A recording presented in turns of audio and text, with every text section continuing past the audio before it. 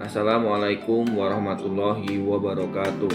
Saya Wahyu Priyantono, unit kerja SMA Negeri 29 Garut, Dinas Pendidikan Jawa Barat, KJD 11.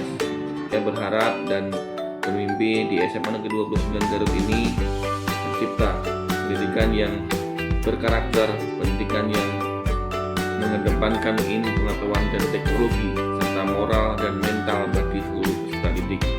Gagasan dan cita-cita saya untuk Provinsi Jawa Barat adalah Provinsi Jawa Barat bisa menjadi rumah bagi segala lapisan masyarakat yang aman, tentram, dan tentu berlandaskan dengan budaya serta